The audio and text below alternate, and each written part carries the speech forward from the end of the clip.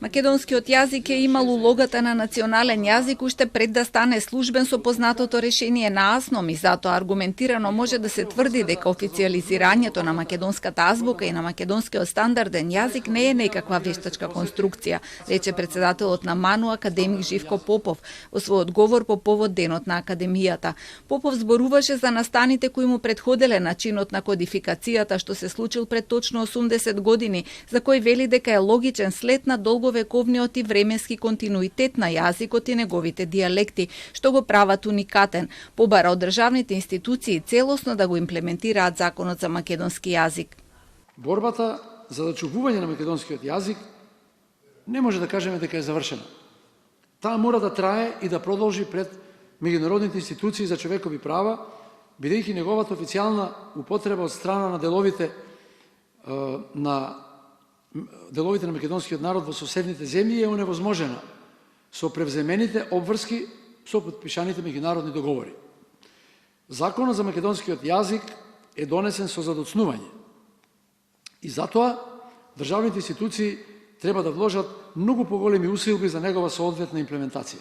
Попов укажа и дека е потребна правилна употреба на македонскиот јазик и затоа при изготвувањето на законите, но и при преводот на законодавството на ЕУ на македонски јазик мора да се користат терминолошките билтени и речници подготвени од врвни лингвисти. Предупреди дека само со доследна примена на дефинираните термини во образованието, во стручните и научни публикации, но и во документите и секојдневниот живот, ќе се спречи напливот на туги зборови кои не се во духот на македонскиот јазик. Најави формирање на Национален центар за дигитализација на културното наследство на државата, побара и корените реформи во научно-истражувачката дејност, посебно Министерство за високо образование, како и конечно да се донесат измените на законот за МАНУ. МАНУ, како највисока научна и уметничка институција во државата, има долг и обврска не само да ја чува и негува традицијата воспоставена од нашите претходници, туку и да обезбеди иднина во која што македонскиот јазик, култура и идентитет ќе бидат безбедни и неоспорувани. Јас верувам дека сегашната генерација на академици во МАНУ, која има исклучително квалитетни научници, тоа може да го направи со успех.